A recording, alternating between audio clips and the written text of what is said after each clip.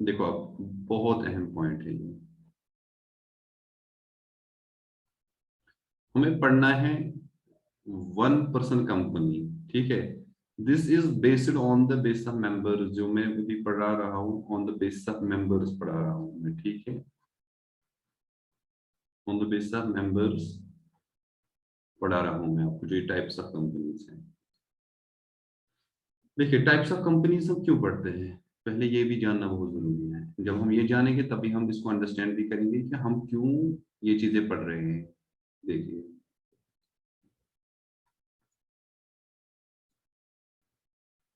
जब हम types of companies पढ़ते हैं, टाइप्स ऑफ कंपनी जब हम पढ़ते हैं, इसके मेनली दो कारण हैं मेरे हिसाब से। मेनली दो कारण, मोस्ट इंपॉर्टेंट जो ऑब्जेक्टिव है। सपोज कल के आप कंपनी सेक्रेटरी साहब बन गए, सीए बन गए, ठीक है। आपके पास क्लाइंट आया आपके पास, उसने कहा सर मुझे आप 1% कंपनी बना के दीजिए, मुझे आप प्राइवेट कंपनी बना के दीजिए, मुझे आप पब्लिक कंपनी बना के दीजिए, मुझे आप लिस्टेड कंपनी बना के दीजिए। तो जब क्लाइंट आपके पास आया, उसने कहा मुझे 1% कंपनी बना के दीजिए, प्राइवेट कंपनी बना के दीजिए, पब्लिक कंपनी बना के दीजिए, लिस्टेड कंपनी बना के दीजिए, आप कैसे बना पाओगे वो? जब आप इनके बारे में जानते होगे कि एक 1% कंपनी क्या होती है, इसकी रूल्स क्या है, इसके रिगार्डिंग लॉ क्या है, प्राइवेट कंपनी का लॉ क्या है, पब्लिक कंपनी का लॉ क्या है, लिस्टेड कंपनी का लॉ क्या है, तब ना जाके आप बना पाओगे कोई कंपनी, ठीक है। तो I think first objective is to know about different companies, to know about different companies, तभी ना प्रॉपर एडवाइस दे पाओगे। दूसरा ऑब्जेक्टिव जो है, आप देखिए ना, कंपनी लॉ में 470 सेक्शन है, 470 सेक्शंस आर देयर, ठीक है। आपको पता है सबसे कम सेक्शन 1% कंपनी पे लगते हैं, सबसे कम। इससे ज्यादा प्राइवेट कंपनी पे, इससे ज्यादा पब्लिक कंपनी पे, और इससे ज्यादा लिस्टेड कंपनी पे, ठीक है।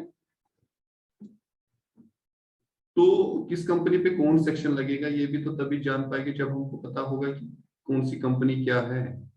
तभी तो हम अंडरस्टैंड कर पाएंगे कि ये सेक्शन किस पे लग रहा है, ठीक है। जब हमको पता होगा डिफरेंट कंपनी कंपनी क्या होती है, 1% कंपनी क्या होती है, प्राइवेट कंपनी क्या होती है, पब्लिक कंपनी क्या होती है, लिस्टेड कंपनी क्या होती है। I think I have taught you the concept. अब हम जाके 1% कंपनी पढ़ते हैं, ठीक है। देखिए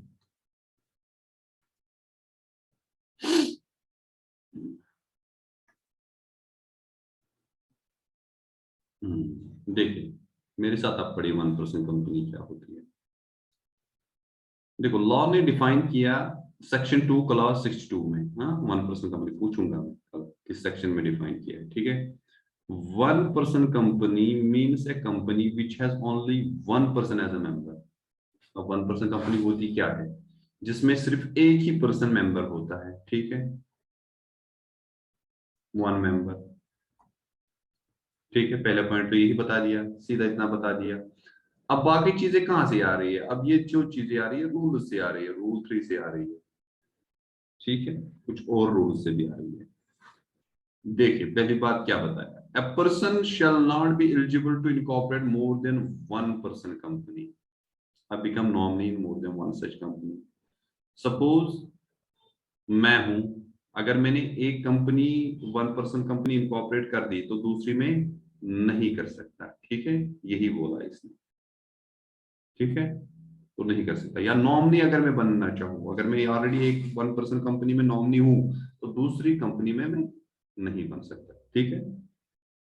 minor can not become member और नॉमिनी ऑफ द 1% कंपनी और can hold share with beneficial interest. और जो भी माइनर होगा वो भी इसका मेंबर या नॉमिनी नहीं बन सकता है, किसका, 1% कंपनी का, या बेनिफिशियल इंटरेस्ट होल्ड नहीं कर सकता है। साफ तौर पे डिनाई कर दिया, ठीक है। And one person can not be incorporated. देखो, एक तो हम इसको सेक्शन 8 कंपनी बना ही नहीं सकते वन पर्सन कंपनी को, ठीक है, और कन्वर्ट भी नहीं कर सकते किसमें, सेक्शन 8 कंपनी। अब सेक्शन 8 कंपनी क्या होती है, ये हम आगे की क्लास में पढ़ेंगे, ये सेक्शन 8 कंपनी क्या होती है। अभी आप बस याद रखिए कि सेक्शन 8 एक टाइप की कंपनी होती है, ठीक है, इसको हम आगे जाके पढ़ेंगे। इसमें इसको कन्वर्ट या इनकॉर्पोरेट नहीं कर सकते। चौथी चीज क्या है, what's the fourth thing, only one share holder. अब वन पर्सन कंपनी है तो एक ही शेयर होल्डर होगा, सीधी सी बात है। वो भी नेचुरल पर्सन होना चाहिए, ठीक है, natural person. I hope you have understood what's natural person. अगर रिलायंस लिमिटेड है, कंपनी है, उसको हम नेचुरल पर्सन मानेंगे? No, that's an artificial person, ठीक है। नेचुरल पर्सन हुआ मैं, नो डिफरेंट, आप भी हो natural person. Who is an Indian citizen, एक तो वो इंडियन सिटीजन होना चाहिए, ठीक है, इंडियन सिटीजन भी होना चाहिए वो। तो इसका मतलब क्या हुआ, अगर फॉरेन ऑस्ट्रेलिया का कोई इंडियन कोई सिटीजन है, ऑस्ट्रेलियन सिटीजन है, वो इंडिया में आएगा तो वन पर्सन कंपनी बना पाएगा इसके इसके हिसाब से? No, he can not, because is a foreign national, ठीक है, वो नहीं बना सकता, whether resident in India or otherwise. अब जो ये इंडियन सिटीजन है, चाहे वो रेजिडेंट रहा हो या ना रहा हो, तो वो एलिजिबल है एक कंपनी से वन पर्सन बनाने के लिए। कल इस पे केस लॉ नहीं बन सकता क्या? आराम से बन सकता है। देखिए क्या बोलेगा, कहेगा एक ऑस्ट्रेलियन सिटीजन आया, वो ऑस्ट्रेलियन का सिटीजन है, वो वन पर्सन कंपनी इंडिया में बनाना चाहता है, और फिर लास्ट में लिखेगा कमेंट। तो क्या करोगे आप? एक तो आप ये सारा लिखोगे वन पर्सन कंपनी के बारे में, इन दैट आप इसकी एडवाइस दोगे नहीं, लॉ सीधा इसको डिनाई कर रहा है, हम one person foreign national one person company India में नहीं बना सकता है, ठीक है, आराम से इस पे केस लॉ आ सकता है, ठीक है। और रेजिडेंट इन इंडिया का मतलब क्या है, रेजिडेंट इन इंडिया इसके हिसाब से है, as per for this rule, वो है अगर आपने पिछले फाइनेंशियल ईयर में 120 डेज इंडिया में गुजारे, तो वो उसको हम रेजिडेंट इन इंडिया मानेंगे, ठीक है। Nominee for the share holder, the share holder shall nominate another person who shall become the share holder in case of death in capacity of the original share holder. आराम से बता दिया, suppose एक one person company है, suppose Rahim ने एक one person company बना दी, ठीक है, वन पर्सन कंपनी बना दी, ओपीसी बना दी, हाँ ठीक है। अब वो खुद ही उसमें शेयर होल्डर है, तो वो एक नॉमिनेट करके रखेगा, और एक को जो उनकी डेथ, जब अगर उनकी खुदा ना खासा डेथ हो गई, तो उनके फिर वो जाके इसका मेंबर बनेगा, ठीक है। Such nominee shall give his her consent, such consent being for being appointed as the nominee for the sole shareholder। और उस जो वो नॉमिनी अपॉइंट करेगा उसको देनी है इसके रिगार्डिंग कंसेंट, ठीक है, ठीक है। And only natural person who is an Indian citizen resident in India shall become a nominee for the sole member of one person company। अब फिर से क्या बोला, एक तो वो नेचुरल पर्सन होना चाहिए, एक इंडियन सिटीजन होना चाहिए, रेजिडेंट इन इंडिया होना चाहिए, shall be a nominee for the sole member of one person company, ठीक है। वो नॉमिनी जो भी होगा वो भी नेचुरल पर्सन होना चाहिए, इंडियन सिटीजन होना चाहिए, रेजिडेंट इन इंडिया होना चाहिए। अब यहाँ पे देखो, सिर्फ इंडियन सिटीजन नहीं होना चाहिए, रेजिडेंट इन इंडिया भी होना चाहिए। पिछले साल उन्होंने 120 दिन कम से कम यहाँ पे गुजारे होने चाहिए, ठीक है। अभी तक हमने समझा, मुझे उम्मीद है आप सब कुछ समझ रहे हो धीरे धीरे धीरे धीरे, ठीक है, आई होप सो कि आप चीजें समझ रहे हो, ठीक। अब बहुत इंपॉर्टेंट पॉइंट हो रहे हैं। अब क्या बोला, no such company can convert voluntarily into any kind of company. Into any kind of company का मतलब क्या है, या तो पब्लिक कंपनी या तो प्राइवेट कंपनी, ठीक है, इसमें कन्वर्ट नहीं कर सकता है। कब तक, unless 2 years is expired from the date of incorporation of one person company. लेकिन इसका भी एक एक्सेप्शन है आगे जाके, इसको बाद में समझेंगे, ठीक है, इसको बाद में समझेंगे। पहले मैं इसके लिए व्हाइट बोर्ड यूज करता हूँ आपको समझाने के लिए, आराम से आप समझ जाओगे। कोई मुश्किल नहीं है। देखिए क्या बोल रहा हूं, देखो 1% कंपनी है, इनकॉर्पोरेट हो गई 1 जैन 2022 को, ठीक है। और इसका जो शेयर होल्डर है आगे जाके जब सपोज नवंबर आया,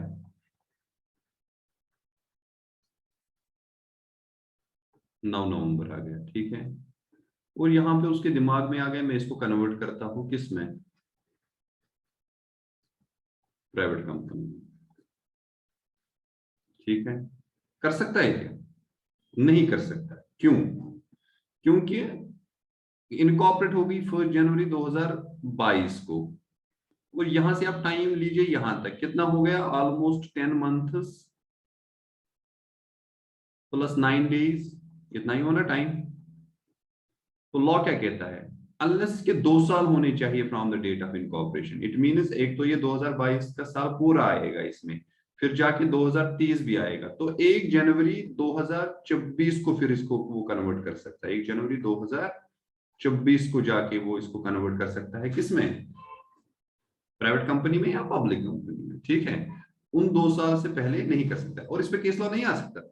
आ सकता है, आराम से आ सकता है। वो यही कहानी बनेगा कि एक कंपनी है, 1% कंपनी है, इनकॉर्पोरेट हो गई 1 जनवरी 2022 को, फिर जाके जून में या दिसंबर में या दिसंबर दिसंबर 2030 को उन्होंने डिसाइड किया हम इसको कन्वर्ट करेंगे प्राइवेट कंपनी में। क्या, advice in this following transaction, advice in the following matter, या कमेंट लिखेगा। कर पाएगा? नहीं कर पाएगा। तभी ना हर कोई चीज जो लॉ में आपको समझनी है बड़ी बारीकी से आपको समझनी है, ताकि आप प्रॉपर एडवाइस कर सको, ठीक है। नहीं कर सकती है, लेकिन इसका भी एक एक्सेप्शन है। कर सकती है, 2 साल पहले भी कर सकती है, लेकिन उसका वो एक्सेप्शन फुलफिल होना चाहिए। अब हम देखेंगे वो एक्सेप्शन क्या है।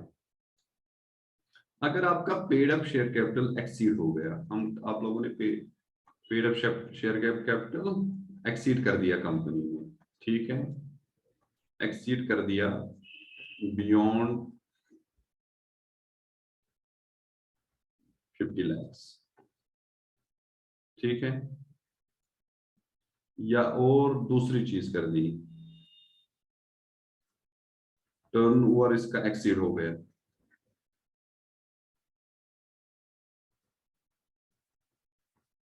बियॉन्ड 2 करोड़, यही है ना। एक बार हम नोट्स की तरफ देखेंगे। अगर ये दोनों कंडीशन है कि एक होनी चाहिए, चलो वो मैं तो आपको समझाऊंगा। पहले अभी हम नोट्स की तरफ जाते हैं, ठीक है। New share, new share, share, देखिए एक्सेप्ट, यहां पे देखिए आप, except threshold limit paid up share capital is increase beyond 50 lakh rupees. या तो 50 लाख रुपए से ज्यादा इसका पेड अप कैपिटल इंक्रीज हो गया, या average annual turn during the relevant period exceeds 2 crore rupees. या तो इसका टर्नओवर एक्सीड हो गया 2 करोड़ से ज्यादा, तब जाके तो इसका मैंडेटरीली कन्वर्ट होना जरूरी है। मैंडेटरी है कि नहीं? नहीं, इट्स नॉट मैंडेटरी, लिख कर सकते हैं। Except the threshold limit paid beyond 50 lakh rupees और it's average annual turn during the revenue exceeds 2 crore rupees. अगर ये चीजें हो गई फिर इसको मैंडेटरीली कन्वर्ट होना है किसमें, प्राइवेट कंपनी या पब्लिक कंपनी में। आई होप यू अंडरस्टूड। दोनों में से एक होनी चाहिए, क्योंकि यहाँ पे जो दिखे ना आप और यूज किया है, या तो ये कंडीशन फुलफिल हो या तो ये कंडीशन फुलफिल हो, टर्नओवर की या तो पेड अप कैपिटल, दोनों में से अगर एक ने एक्सीड कर दिया फिर इसको कन्वर्ट करना पड़ेगा, ठीक है। और यूज किया है, अगर एंड होता तो दोनों, अगर सपोज ये 50 लाख रुपीज होता और ये 2 करोड़ से कम होता तब कन्वर्ट करना जरूरी नहीं था, क्योंकि एंड था यूज में, अगर एंड यूज किया होता। अब जाके देखो दोनों में से एक हो गई तो आराम से इसको कन्वर्ट होना जरूरी है। I hope you are getting my point. अगर दिक्कत आए तो बता देना, ठीक है। अभी हम इसको आगे बढ़ते हैं, ठीक है।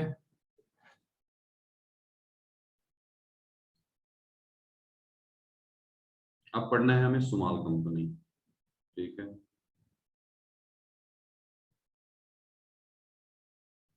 अब हमें जानना है स्मॉल कंपनी होती क्या है। अब देखिए स्मॉल कंपनी को सेक्शन 2 क्लॉज 85 में डिफाइन किया। Small company means a company other than a public company. सीधा बोलो ना, means a company which is a private company. अब देखो कैसे नेगेटिवली बात कर रहा है। Small company means a company other than a public company, तो सीधा बोलो ना प्राइवेट कंपनी। ठीक है, उसका क्या होना चाहिए, paid up share capital of which does not exceed 2 crore rupees. अगर उसका 2 करोड़ रुपए एक्सीड नहीं कर रहा है तो उसको स्मॉल कंपनी मानेंगे। या such higher amount as may be prescribed which shall not be more than 10 crore rupees. इसका मतलब है अगर रूल्स कल जाके सेंट्रल गवर्नमेंट ने बना दिए, अगर वो भी इसको एक्सीड करना चाहिए, 2 करोड़ से ज्यादा लेना चाहिए, फिर भी वो 10 करोड़ से ज्यादा नहीं कर सकती, क्योंकि इस पे एक लिमिट लगा दी है। ठीक है, I hope you are getting my point. Turnover of which as per profit loss account for the immediately preceding financial year does not exceed 20 crore rupees। अब अगर इसका 20 करोड़ रुपए से ज्यादा टर्नओवर नहीं है, तो ये दो कंडीशन अगर है उसमें, तब जाके उसको स्मॉल कंपनी माना जाएगा। और such higher amount as may prescribed shall not be more than 100 crore rupees। अगर कल जाके सेंट्रल गवर्नमेंट ने रूल्स बना दिए तो उसमें वो 100 करोड़ से ज्यादा नहीं मेंशन कर सकते। ठीक है, अब देखिए provide that nothing in this clause shall apply to. कुछ चीजों पे ये लगता ही नहीं है, ये जो ये इस क्लॉज में जो डिटेल ये जो दिए गए हैं 2 पॉइंट्स, इसमें हैं 2 चीजें, कुछ चीजों पे लगता ही नहीं। अगर आप होल्डिंग कंपनी है तो उस पर लगेगा नहीं, हालांकि अगर वो ये चीजें सेटिस्फाई भी कर रहे होंगे। पेड अप शेयर कैपिटल अगर उसका एक्सीड 2 करोड़ रुपए से हो भी रहा है, हो नहीं रहा है, या टर्नओवर 20 करोड़ से ज्यादा नहीं हो रहा है, फिर भी उसको स्मॉल कंपनी नहीं माना जाएगा, या सब्सिडरी कंपनी। होल्डिंग कंपनी और सब्सिडरी कंपनी होती क्या है, ये भी हम आगे पढ़ेंगे। कंपनी रजिस्टर्ड अंडर सेक्शन 8, इस पे भी नहीं लगेगा। ठीक है, इसको स्मॉल कंपनी नहीं माना जाएगा अगर ये 2 कंडीशन फुलफिल भी हो रही हो, पेड अप कैपिटल और टर्नओवर के, फिर भी इसको स्मॉल कंपनी नहीं माना जाएगा। सेक्शन 8 कंपनी मैंने पहले ही कहा है, वो हम पढ़ेंगे एक साथ। ठीक है, ये सब पढ़ेंगे, सब भी आपको ना एक्साइटेड होने की उतनी जरूरत नहीं है, धीरे धीरे सब पढ़ेंगे।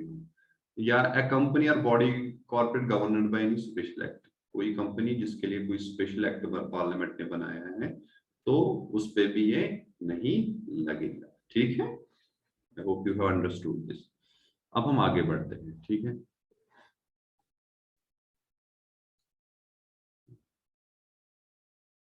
अब हम पढ़ेंगे प्राइवेट कंपनी।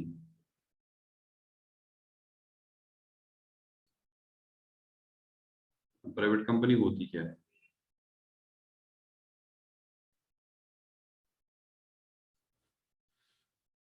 देखिए प्राइवेट कंपनी को डिफाइन किया है सेक्शन 2 क्लॉज 68 में। Private company means a company which bye it's articles, articles of association में इसमें कुछ चीजें होनी चाहिए इसकी। प्राइवेट कंपनी जब भी इसके आर्टिकल्स ऑफ एसोसिएशन ड्रॉप करोगे तो इसमें ये चीजें पुट किसी भी हाल में करनी है। Restrict the right to transfer it shares.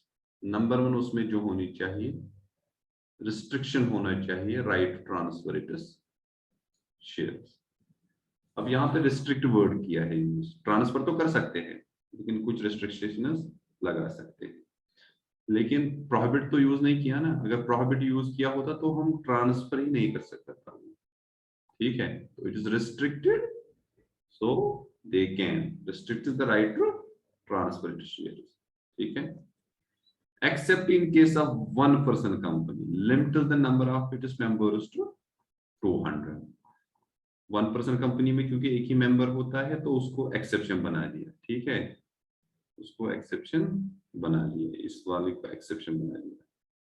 अब प्राइवेट कंपनी में टोटल मेंबर कितने होने चाहिए, 200, 200 से ज्यादा नहीं हो सकते। ठीक है, अब और चीज बोल रहा है, provided where 2 or more person hold 1 or more shares in a company joint they shall for the purpose of this shall be treated as a single member। अगर कुछ share holder jointly shares hold कर रहे हैं company में तो उनको माना जाएगा single member for this calculation of 200। Provided further that persons who are in the employment of the company, कुछ जो भी एम्प्लॉयमेंट है कंपनी में। ठीक है, persons who have been formerly in the employment, कुछ लोग जो इससे पहले कंपनी में एम्प्लॉयमेंट करते थे लेकिन मेंबर भी थे, लेकिन फिर उनकी एम्प्लॉयमेंट खत्म हो गई, लेकिन वो मेंबर कंटिन्यू है, उस टाइम उनको कैलकुलेट नहीं किया जाएगा इन 200 मेंबर्स में। ठीक है, I hope you have understand this. तीसरी चीज, बहुत अहम चीज है, बहुत बहुत अहम चीज है, ये जो है prohibits any invitation to the public to subscribe for any securities of the company। यहाँ पे तो सीधा डिनाई कर दिया। इट मीन आपको पता मतलब क्या है? इसका मतलब है हमें यूज करना होगा white board. Let me use that.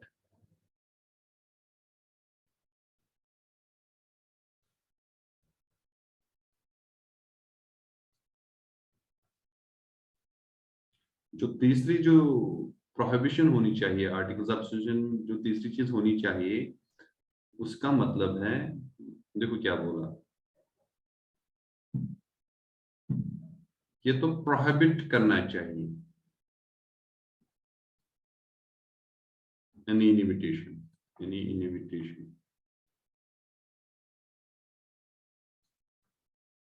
to the public। ठीक है, for subscription of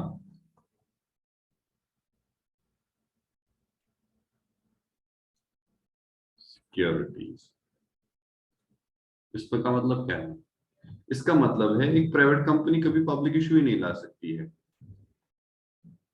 no public issue for private company. ठीक है, नो पब्लिक इशू, वही तो बोला इसने इस चीज में, प्रोहिबिट होना चाहिए। आप पब्लिक इशू नहीं ला सकते जब तक आप प्राइवेट कंपनी हो। तो अगर प्राइवेट कंपनी कभी पब्लिक इशू लाना चाहे तो क्या करना पड़ेगा? इसको कन्वर्ट करना पड़ेगा किसमें? पहले पब्लिक कंपनी में, तब जाके। तो मेजर डिफरेंस है पब्लिक कंपनी और प्राइवेट कंपनी में। ठीक है, तो ये चीज होनी चाहिए, प्रोहिबिशन होनी चाहिए in invitation to the public for subscription of securities. कुछ और चीजें आ रही है इसमें प्राइवेट कंपनी में, और चीजें पढ़ेंगे। अभी आप देखिए, हमने ये, अब आप देखिए,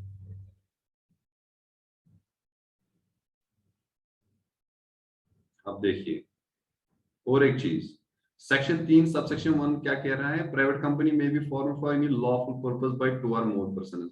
अगर मैं प्राइवेट कंपनी बनाना चाहता हूं तो कितने मेंबर्स मिनिमम होने चाहिए? 2, 2 से 2, 2 और मोर, मिनिमम तो 2 होने ही चाहिए। ठीक है, ये कौन सा सेक्शन बात कर रहा है? Section 3 sub section 1 of companies act 2013। दूसरी चीज, section 149 subsection 1 of companies act 2013 बोल रहा है every private company shall have minimum 2 directors in its board. अब सेक्शन 149 क्या कह रहा है? तो एक तो इसमें मिनिमम 2 मेंबर होने चाहिए, दूसरी चीज इसमें होनी चाहिए मिनिमम 2 डायरेक्टर्स होने चाहिए। ठीक है, थोड़ा थ्योरेटिकल है। Section 4 subsection 1 clause a of the companies act, a private company is required to add the words private limited at the end of its name.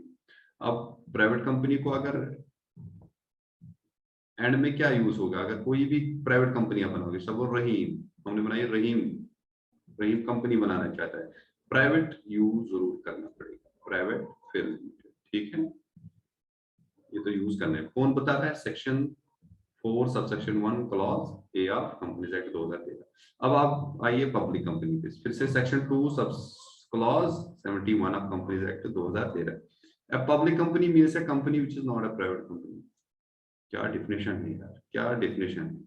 Public company वही है जो प्राइवेट कंपनी नहीं है, बस। अब आप खुद ही समझोगे, सीधी सी बात है।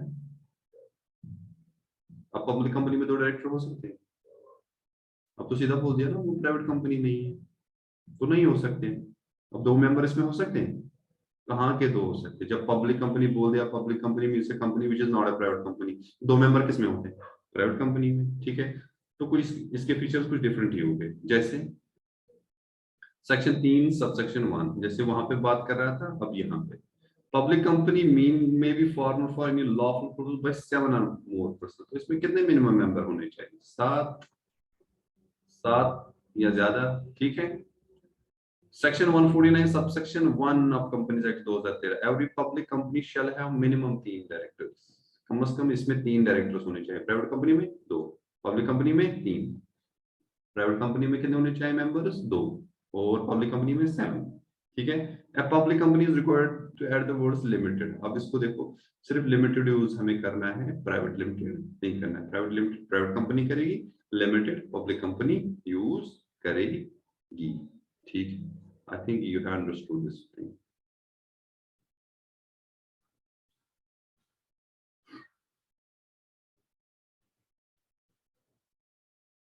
अब आप देखिए, ये चीज जो है बहुत अहम चीज है। अब देखो क्या बोला,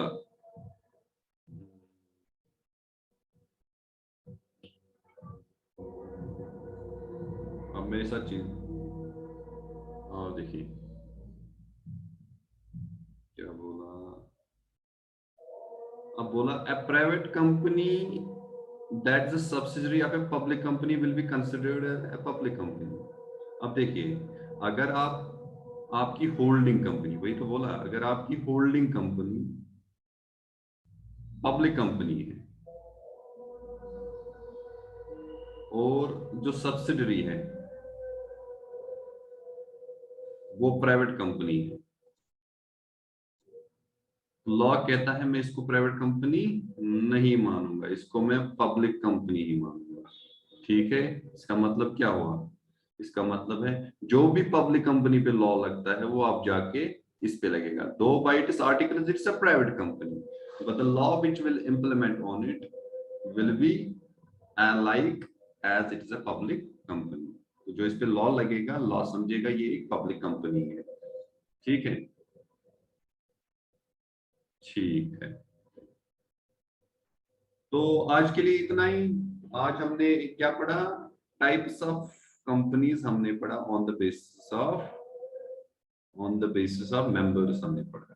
ठीक है बच्चों, ठीक है स्टूडेंट्स, ये हमने पढ़ा 1% कंपनी हमने पढ़ी, प्राइवेट कंपनी हमने पढ़ी, पब्लिक कंपनी हमने पढ़ी, स्मॉल कंपनी हमने पढ़ी। आई होप आपने ये कंसेप्ट अच्छे से समझ लिया, और थैंक यू। तो मिलते हैं अगले क्लास में। Thank you for the cooperation.